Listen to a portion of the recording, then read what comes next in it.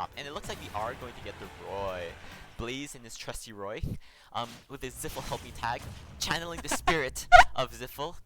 Let's see if PsineWave is able to channel the spirit of Goblin Dawn. Our Keyhan goes by many tags. He was, oh my gosh. Belson Yojo's at one point. Yeah, you know, like it's so hard to keep track of all these tags, but a very good player nonetheless. If you just see something that's really whack, you know it's probably Henry. Alright, and we have nice recovery right there, and should be some big damage opening up from Blaze right here. Alright. Yeah, both players kind of feeling each other out, you know, not too much damage on the board right now. Very nice grab to get in there. And Tex away is caught by the PK fire. Ah, nice. The Blazer actually beating out the Yo-Yo right there. Wow, but then I just really like that pressure, just like running forward and shooting to try to get around those. Does he have his jump? Does he have his jump? Oh, this could be another chance at life. No, that should be it. That should be it. Yeah, the weak back air takes the stock. Very nice edge guard right there from PsineWave. Taking that stock in one solid edge guard, you know, and that's why it's so scary to play against Ness. Yeah, wow. Like, really just if like one edge guard, he's like, yeah, I can just interrupt it like 5 different ways. Yeah, but let's see, you know, like a jab into a side B right now, a jab into back air will take the stock at 80% on Ness. You know, Ness not being one of the heavier characters, you know, being one of the lighter characters in this game. Nice grab right there to punish a badly spaced PK fire. Yeah, Blaze playing very carefully right now, you know, doesn't want to take too much damage on the stock, but that's a no tech, into the PK fires. A good tech on that back air though. Yeah, I think he could see it coming out. Perfect side with it. What? That back throw killed? I can't believe it. He was like at 100%. But wow, PsineWave is now up 3 stocks. Yeah, to be honest, like, I think he also kind of like wasn't really. That was not sweet spot. I can't believe that was sweet spot. Yeah. Okay, that should be it. That should be it. Oh, nice. Snaps his way back to the ledge. I guess Blaze was not expecting it. I definitely was not expecting him to have Magna Hands all the way back to the ledge. Yeah, but that's just like really good awareness on PsineWave's part. And now we see this situation. Just using that PK fire to quick cut and just put him in a terrible position. Alright, oh, but there's no jump on PsineWave, and he is dead. He is dead. Uppy's right into the blast zone, knowing that there's no way he can make it back. Blaze could have just dropped off countered, or I don't think he would have even made it back, even if Blaze did nothing, so.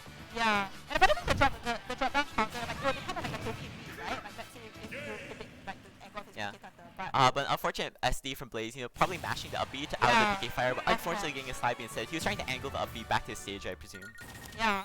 And that's just really like how he doesn't go for like a super aggressive like kill option, right? The way but I think he's like, well, I'm gonna trap you like with the PK fire and then like look at how you will set up from there, right?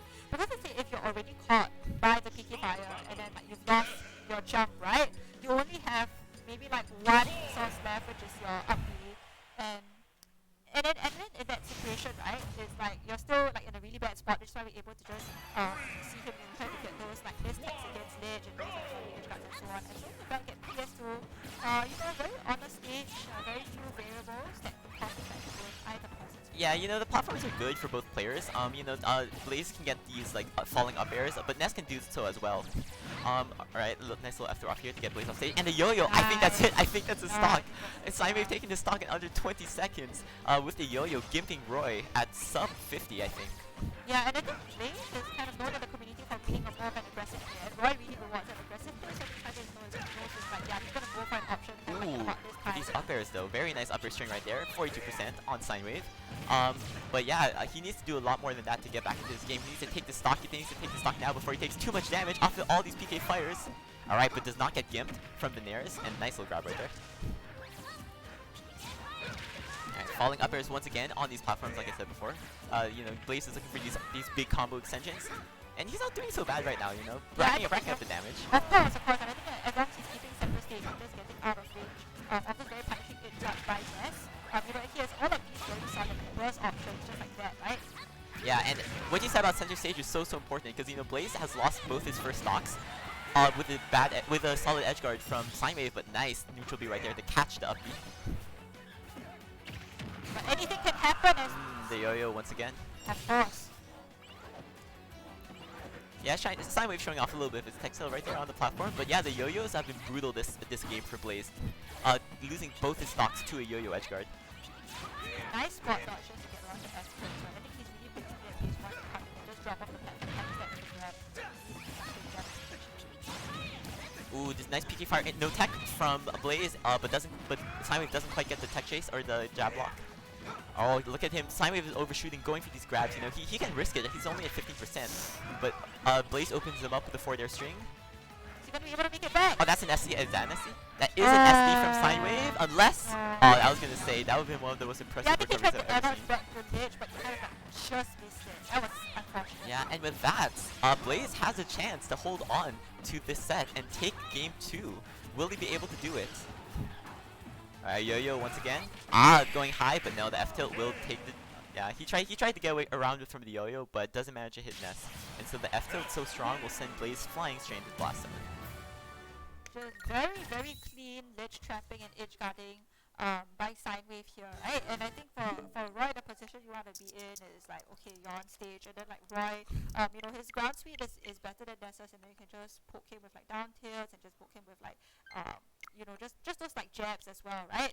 And to be able to set up for like jab back air, or just to be able to like punish him doing something risky on your shield. But then when you're off the stage, that is Ness's time to shine, right? And we just saw that consistently happening throughout those past 2 matches, taking advantage of that really like one-dimensional recovery, and to just be able to like stop him from trying to snap the ledge. And with that, we are now into winners quarterfinals. So that was our first winners quarters match, PsineWave versus Blaze. PsineWave moving on to winners semis. Well, he will fight Skull Kid. Up next, we're going to have Rebs, Greninja Extraordinaire versus Vagrant once again. Oh. So Vagrant, I'm curious to see who Vagrant's going to go against Rebs. But who do you think would do better in this matchup, like the Joker or the Path? I would say I feel like Vagrant is more comfortable in the Joker. Yeah. Although maybe it was a matchup thing, right? Like maybe Anri was just more comfortable playing against like a character that he's familiar with the Marth. Against Greninja, it's hard to say. I do think Joker has a claim to be the better of the characters like on the tier list, but I will say you know Marth, Lucina, or not bad characters overall, right? And definitely the range you have against Greninja is really good. I think either one of these characters can do the job. Yeah, and then if you just think about what like Marcina excels in, right, which is just going for those edge guards and sometimes being able to go really deep off stage. Like Greninja has a lot of different ways to like mix up their recovery to just be able to throw you off, right? You know, just like especially with the kind of like down B, right? And then it's just being able to just like, okay, you know, I think you're gonna approach me, and then I'm just gonna counter it, and you're probably like dead, right? And you know, for that potentially we might see the Joker. I'm not really sure. I'm sure both of these players would have a lot of other considerations besides that, like going on, right? Yeah, definitely. You like I think what you think, what I think kind of situation. Yeah, especially like with the reads, right? And you know, we're a small community, so everyone really knows each other, and especially right at these higher levels, like we're quite deep in the bracket now. Most people here have played each other a lot of times before, and then it's a counter pick war, right? Or like reading people because you've played them so many times in friendlies, you know. Yeah, the layers of adaptation that go on, it's amazing to see. Yeah, but so for winners quarterfinals right now, and winners semis finals, we have PsineWave versus Skull Kid on one side. Right now in winners quarterfinals, we have Rebs versus Vagrant. We have me, Karate Cat versus PKX. And then in the loser side, let's see who's going on any losers runs. We have Noodles, we have Todokete, we have Glitch and Sakarith. I believe he's a Kazuya player. Ooh, you are correct. Ooh, a Kazuya match. I would be very interested to see that. We have the last remaining NUS students remaining in the bracket. Glitch and Ucilis holding out. You know, it's a bit of a weird situation. You know, I will count myself in. I will rep. Oh, I forgot. PsineWave is also in NUS now. Oh yeah. Shout out to PsineWave. Yeah. Alright, so representing the proud NUS EG team, we have PsineWave all the way in winners semifinals. No, it's like you don't even think about it. It's just like when you think of PsineWave, you're just like, oh, the man. It's like you just think of him like stand on the hood. Exactly. And then there's just like the rest of us. Yeah, the rest of us mere mortals. Yeah, so we have Ucilis and Blind. So that would be a Rob versus Young Link or Bowser, which would be interesting to watch. Ooh. Young Link or Bowser, or potentially the Game & Watch. Yeah, we see Ucilis going Young Link. I would be very interested to watch those matches. And we saw him practicing Young Link on the setup in the corner. So, you know, the Young Link tech, you know, underrated character. Bit fallen off ever since Toast has been the main rep of Young Link. Haven't really seen Toast in a while. Skittles as well. Oh, yeah. Although they've been doing very well in online events. I love watching Youngling play. You know, Youngling's so dynamic. You know, so many, you know, projectile spam. Yes, of course, that is a thing. But like, it's very tactical, and the combos that Youngling gets off it are very fun to watch. Of course, and in some cases, Youngling can be just super frustrating to play against because of all of those projectiles. They all come out so quickly.